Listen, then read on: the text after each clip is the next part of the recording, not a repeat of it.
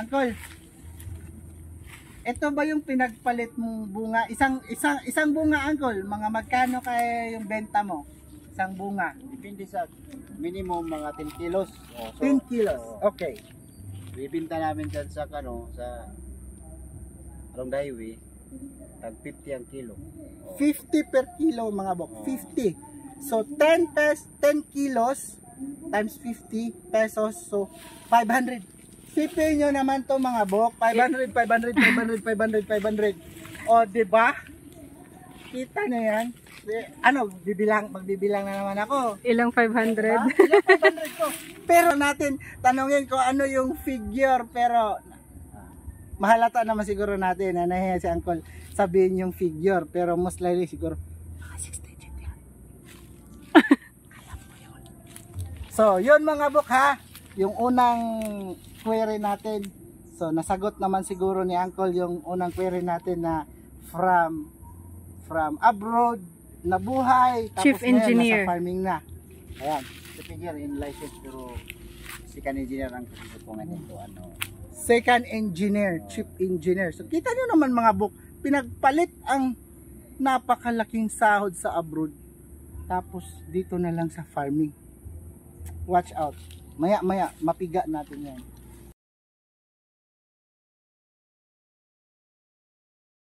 So, ayan, again mga bok, andito tayo sa farm ni Uncle. So, like you mga bok, malalaman natin kung gaano kalawak ito. Unang tanong, Uncle, gaano kalawak yung farm mo sa Ibiak, Uncle? Dito, number of trees lang. So, mahigit 1 hektarya lang to. Mahigit 1 hektarya lang. Pero, kasi may palayan doon. Iba pa rin doon. Kasama yun, pero ito lang. So mahigit 1 hektarya, mga ilang puno lahat ito, Uncle? Lahat nakatanim. Ito na congested dito kay dati may mga niyog. Pagputol mo, nagbakanti na, tinaniman ulit. Kaya 220 na to trees. 220 na Ibiak sweet.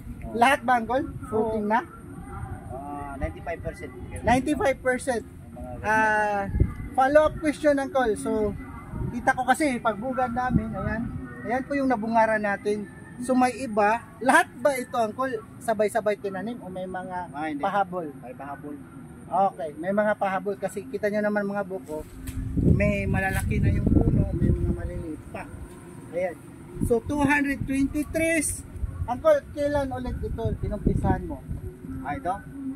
Oo. After Yolanda. After Yolanda, so mga 2014, 2015. 2013 man yung Yolanda. So mga 2014 na umpisahan natin. So ito na po yung senaryo ngayon. So ayan no. Ikutin na lang natin. Saan pa tayo, Uncle? Kahit saan dyan. Kahit saan. So ayan mga buko, kita nyo naman. Ayan. So sa mga, ayan, Sayon tree. So mamaya tatanungin natin si Uncle bakit meron tayong ganito maya. Pero dito muna tayo, unang-una dito tayo sa mga bunga. Ayan. So, Uncle, ito pala ay bakit sako yung ginamit mo? Sako. Kasi 'di ba, may mas cheaper, may cellophane naman. So bakit sako? Sako kay medyo di man siya di siya maka-break siya ba? Maka-break and at the same time pwede magamit next time. Reusable siya. Reusable mga duha. 2, 3. So, yan po mga buka. Kasi marami tayong mga customers o avid fans o followers nagtatanong, ano yung pambalot sa langka? So, I guess hindi lang. Pwede rin naman to gamitin sa ibang prutas.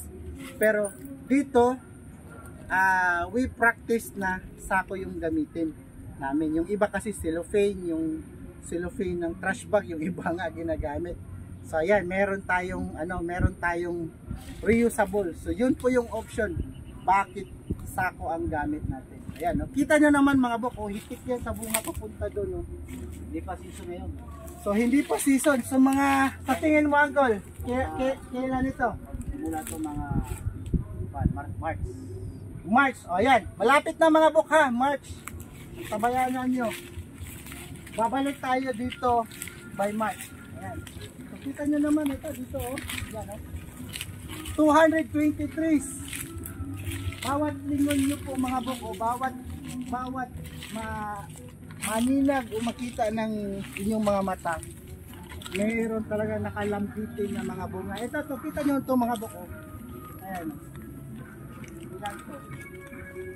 Bilangin ko mga buk para sa inyo, bilangin ko ha. Isahan ko sa taas. 3, 4, 5, 6, 7, 8, 9, 10, 8, 9, 10, 12, 13, 14, 15, 17 trees mga buk, 17 trees. 17 fruits dito pa lang. So, ayan, ito yung kalaki yung katawan. 17 trees pa lang dito. Isa. Season ito, mga 30 plus. 30 plus, 40, aabot yan 50. Ayun. Yan, meron pa yan dito sa baba. So, ganyan po kadami yan mga bok. Ganyan po yan kadami. Maya-maya, tatanungin natin si Uncle kung magkano yung kitaan, possibilities kitaan. Pwede ba natin ito buksan, Uncle?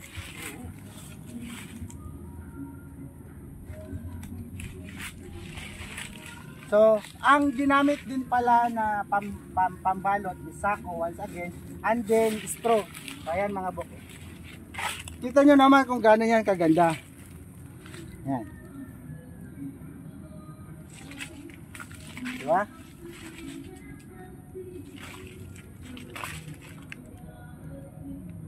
Yan. Balik lang natin. Balik lang natin yan. Pagbalot. Sa ganito kalawak ang na lupain, 223, ilan yung tao mo? Dalawa. So ano yung trabaho ng dalawang tao? Kuan, pag Tabas, fertilizer, bagging po mga buk. Ito yun. Tapos ano pa Uncle? Yung grass cutter. Grass cutter. So kita nyo na mga buk, tingnan nyo naman. Malinis, so kita. Pruning.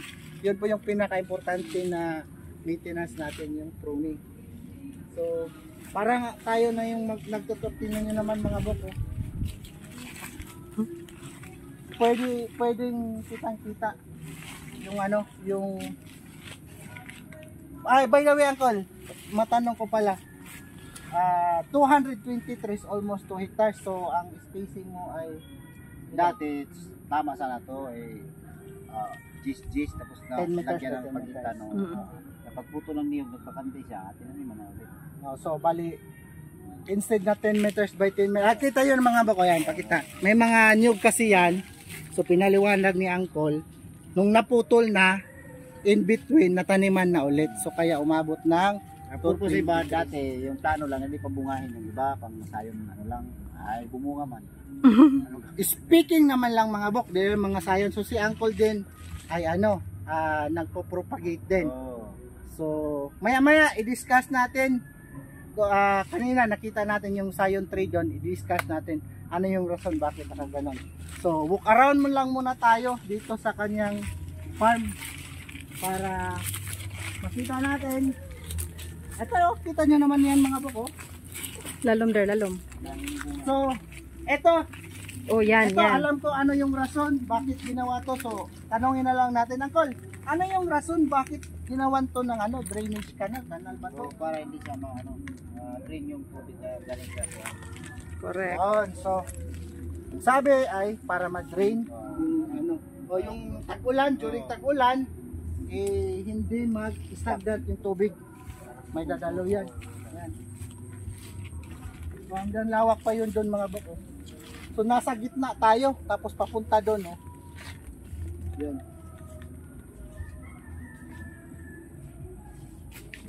So, pwede ko ba isingit? Kasi yung entrada natin, kanina tinanong ko ang ganda ng trabaho mo sa abroad bakit nasa Pilipinas ka na ngayon? For good na to. Isipin nyo po mga buka, hindi ko pa tinanong kung for good, pero for good na po. So Uncle, pwede ba na malaman namin kung ano yung background mo, trabaho mo dati tapos bago nag-farming? Ako dating seaman, wala Inter-Island since 1998 nagpa-rin ako. So ito naging official nung year 2000 hanggang pagbaba nung 2019. Pero Di na ako bumalik. Pero sa ano mo uncle dati kasi 'di ba abroad ka, seaman, overseas.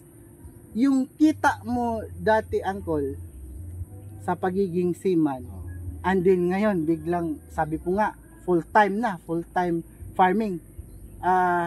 Sa tingin mo uncle, hindi naman kayo nagsisi? Di naman kasi Nagsisi. doon may okay ang sahod pero malayo ka nun sa pamilya. Correct. Malayo sa Oo, pamilya yun. yun po. Opo. Malayo sa Dito, pamilya. Sabi nga tama din. Pero Tama kumikita din. ka rin. Kumikita. So ibig sabihin mga bok, nahiya yata si uncle sabihin. Pero lang natin tanungin kung ano yung figure pero mahalata naman siguro natin na nahiya si uncle sabihin yung figure pero most likely siguro mga 6 digit yan. Alam mo yun. So yun mga bok ha, yung unang query natin. So nasagot naman siguro ni uncle yung unang query natin na from abroad na buhay tapos Chief ngayon engineer. nasa farming na. Ayan. Engineer in license pero second engineer ang kasukungan nito Second engineer, chief engineer. So kita nyo naman mga bok, pinagpalit ang napakalaking sahod sa abroad. Tapos dito na lang sa farming. Watch out. Maya mapiga natin yan. So continue siguro natin ano. Kita nyo naman to mga bok. Dati-rati chief engineer. Ngayon full-time farmer. Pero uncle, ito ba yung pinagpalit mong bunga? Isang bunga uncle, mga magkano kaya yung benta mo? Isang bunga. Depende sa minimum mga 10 kilos. So, 10 kilos. Okay. Bibinta namin dyan sa along the highway tag 50 ang kilo. 50 per kilo mga bok. 50. So 10 kilos times 50 pesos. So 500. Sipin nyo naman to mga bok. 500. O diba? Kita na yan. Magbibilang na naman ako. Ilang 500? Ilang 500 ko. Pero yung Ito ngayon mga nakabitin dito mga 1,000 plus bags. wow. So, hindi 1,000. Sige, ilagay na lang natin. Average kasi ang lagay mo pa average sa kahit 7 kilos lang yung isa. Okay na yon. sabi ni Uncle, ilagay natin. Lahat po sa ngayon ito, ang bilang is 1,000 yung 7 bags. Mm-mm. So mostly kasi ng bunga ng langka, average yan 10, 12, may 15, may 20. So sabi ni Uncle, average na lang natin ng 7 kilos. 1,000 piraso na bunga times 7 kilos. 350, oo. That is 7,000. 7,000 kilos uncle, no? Oh. 7 tons. 7,000 times 50. 7 times 5. 35. 35 nga. 350 isang cropping. 350,000 lang naman. Yun. Average lang yun, men. Average pa lang yun. One season. One season. Dalawang season. Tama ba, uncle? Dalawang season. Minor ngayon, minor. Minor pa lang ito. So, abangan yung second season, yung major. Basta maganda lang yung panahon, makita nyo may bunga, maraming bunga dito. Ayan. Yung Makita nyo. last, mahigit 2,000 bags yung nailagay. 2,000 bags. So, from 1,000 next season naging 2,000 bags. So, ilagay na lang natin sa buong taon merong nabag na 3,000. 3,000 may multiply ng average ulit ng 21,000 kilos times average 50 pesos na naman. Kaya na yung mag-multiply, mabilis kayo eh. Yung smile ni Uncle, Diba? So, ayan mga bok. secret lang. Tuloy pa ba natin yung tanong na yan? Bakit from chief engineer naging full-time farmer? Pero hindi pa yon. Meron pa. Maya, papipiga pa natin yan. So, Ay, almost boundary na dyan ako, no? Mm-mm. Ayan, so kita nyo Andun. naman, no? Meron sa taas, meron sa baba. Tapos dito, manlinis. Ayan, no? Sobrang linis. So, 1,000 bags. 1,000 bags. Marami kong ibigay yun. Pero nasa mga kamay pa yun ng ano. Ng Diyos. Diyos. By the way, isisingit ko pala mga book. Si Uncle ay first time na, based on research, si Uncle unang sumabak this year lang, the other month lang sa candidacy. At nanalo, Uncle, no? Oo, Yan. Nanalo siya. Pang-ilan, Uncle? Pang-ilan? Pangtatlo. Pangatlo. O, diba? First time na subok. So, isipin nyo naman mga bok. From chief engineer, naging politician, naging farmer. Diba? Tapos yung iba, bakit ayaw nyo maging farmer? May pera naman talaga sa farming. Uncle, may pera ba talaga sa farming? Dito lang yung pira sa atin. Dito talaga, no? Dito talaga, ang saya. O dito, aside from dito na area, mayroon akong 500 na trees doon sa ano, sa atin. Oh, ayan. Doon sa Kita nyo. Balisasayaw. Oo. Sa likod bahay lang. Hindi, doon sa tawid dulo. Ay, doon nga sa atin, sa Mayniyog. Oh. Aside pala dito, 3 years na yun. May isang, sa out of 500, may isang puno na namunga doon. Bumunga. out of 500. So, Kasi- alin yung nauna, Uncle? Dito o doon? Ay, doon. Dito. Dito. Bago lang yun.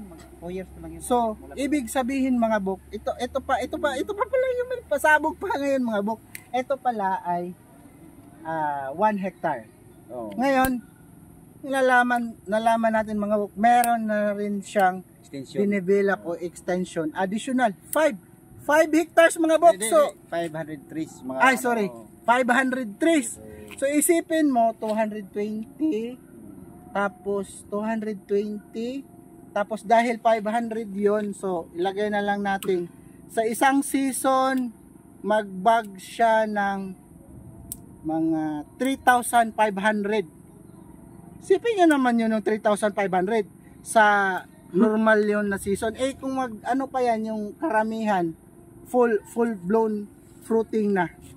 So mag times 2 yon, so 7,000 in a year. Nako, kayo na nga lang yung yung magbilang nun, wala akong calculator eh. Kita niyo yung smile ng isang, di ba? Typical na farmer lang. Kunti na. Maliit na, kunti na naman yung kaligayahan natin. Yan. Di ba? Pag ano lang sa pagsako. Konti Ay, pero nako. malaki sa bulsa. So, ikutin pa ba natin? Ito, dito. Ito tayo. Kanina naman, binunga na lang natin. Tanongin natin. Ano, legit. Sabihin mo legit yan. So, dito kasi kanina, mga bok, doon, kanina lang, nabungaran natin ito. Ito yung Scion tree. So, may nakalagay yan na insect, mga number, AVR Suite. So, ito po yung pangalan talaga is AVR Suite. So, ibig sabihin, legit po talaga to na AVR Suite. And then, hindi lang ito. Si Uncle rin naman ay, sa pagkakalam ko, hindi lang siya nakafocus sa Bunga. bunga. Pati pananim din. May extension din. So, si Uncle, sipin nyo na lang mga bok, ay big timer. Small Kasi, small. siya lang naman yung nag-supply ng 100,000 1,000. Kay na- Governor. bidding. Oo. Kay, 100,000 na bidding. kay ano sir? Ay, So, kay Governor. Sa Masin. Mm. Sa province sa Masin. So, Province of Maasin o LGU Maasin o dito sa Leyte, LGU, sila po yung nag-purchase ng 100,000. So, mga bok, magmo-multiply na naman ba ako? Or, basta kayo na po yung bahala. So, si Uncle ay nagbebenta din ng, ng AVR Suite. So, maya-maya, itanong natin yung, yung mga, kung paano siya ma-reach, maya-maya, ito-contact natin. Dito pa tayo. Uy, saya pa yan dyan, Uncle? Yung yung tawag nito, Palayan? yung palayan? Doon na sa atin. Doon sa... Dito. Pero may palayan din. Oo, yun. Kasama sa 1 hectare. Hindi, ano yan, mga 2.8 hectares to dito. Wow. Bali, ito yung lupain talaga is 2.8 hectares. Pero ang tinaniman ng AVR ay 1 hectare lang. Mahigit sa hektarya. Mahigit isang hektarya. The rest, ano na? Palay. Kita na naman mga bok. Speaking of palay, so from AVR na bunga, tapos meron pa siyang seedling, tapos meron pa siyang palay. Asin na lang yung bili natin kung sakaling mamunga. Isipin nyo, medyo nag-loading ako mga bok kasi iniisip ko. Posible ba ako kikita ka ng 1 milyon? Hindi natin masabi. Ay. Kasi ano na yung pera eh. Ganun lang yan eh. Numbers lang po talaga, pero tayong mga farmer, sobrang baba po ng kaligayahan natin. Makita lang natin. Ito po, mesmerizing, kita nyo naman. Very fulfilling makita ang ating mga pananim na ganito kadami yung mga bunga. Tapos they are healthy, tapos fruiting, tapos kumikita. So wala na po talaga tayong hahanapin pa, no? 2 tao lang yung nag-maintain dito pero Sipin nyo naman, chief engineer. Tapos, eto, bagsak ay isang farming. So, Balik talaga sa farming. Dito tayo nabuhay sa farming. Balik Yes. sa farming. kita nyo, bumalik pa rin si Uncle sa pagiging farming. I myself, IT by profession, pero ano tayo ngayon, utusan lang tayo ngayon eh. Bumalik pa rin tayo sa farming. So I-picture mo. kita nyo naman, papunta doon. There, ito, yung may bunga there. Oh, ang cute. Alay. Yan. Mahulog lang yan. So, may sibol ba? Oo. Yan ito yung nakita mo yung lot. Of the record yung Ay, kita sa ganito. video. So, naabutan natin to mga buk, kita nyo. Nakita nyo to, yung daho, yung EBR, almost pahiga. So I guess na damage ito ng malakas na hangin, yung udet. Pero kita nyo naman mga buk kung gaano katibay at gaano ka resilient yung EBR natin, no. Almost natumba na. Ito kita nyo naman to, ito yung mga roots niya, oh. Ito yung mga root system niya, oh. Kita nyo yan. Tapos almost nakadapa na, pero nagbunga pa rin. Yan, oh. Ayan, oh. May bunga pa rin dito. Yan. So dito walang bunga. Wala pa. Walang bunga. Pero ito at least nakabunga. So nakapa-recover pa rin kahit pa paano. Ayan, oh. So ganyan po katibay. Maraming bunga yan. Ito ba ito? Ay, last season. Ang cute. Ganyan pala yan, no? Alams na, mekos. Dito banda tayo there. Punta tayo doon there. Dito.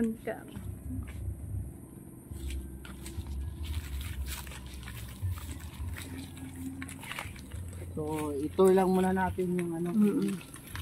Almost hectare ni Uncle na EBR farm. So almost hectare.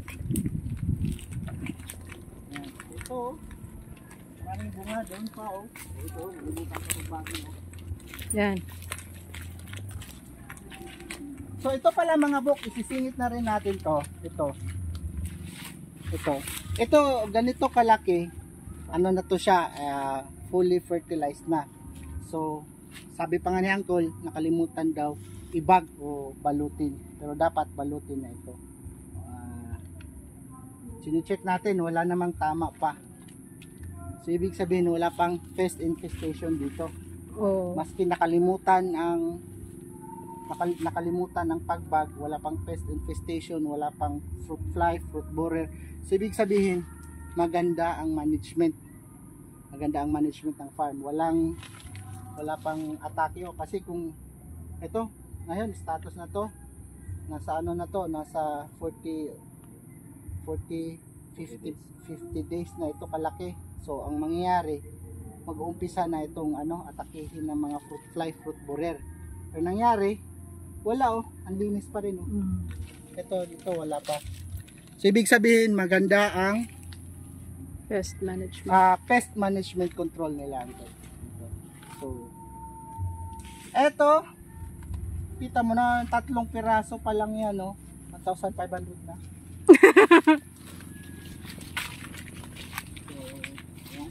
Yan. Sarap ng hangin. So, ito may papakita tayo dito mga buko. Kung hindi ako nakagkakamali, ayan, naputol lang open center method. Pero may mga naka-cover na rin dito ulit. Pero maganda. Open pa rin sa taas. So masisinginaga ng araw. So, Uncle, gaano ba ka-importante ang pruning? Nato-pruning rin kayo dito? Oo. Ito nga, mga next week ata pruning kami. Tapos na yung pamungan niya sa taas. Kay kuha na, hindi na makita sa vlog. So, kita nyo naman mga buk, ongoing na rin daw yung pruning nila. Ito, ebidensya, kita nyo, zoom mga doon. Kita nyo naman yung ladder doon, no? Yan. So, ongoing. Siguro, natago lang yung kabante ni Uncle dahil andito tayo ngayon na video. Nag-harvest na ng hayon. So, ayan. Dito siya. Ang taas pa nga ng ladder nila, oh. Dito. So, doon na yung yung palayan mga gold. Sa kabila. Sayang.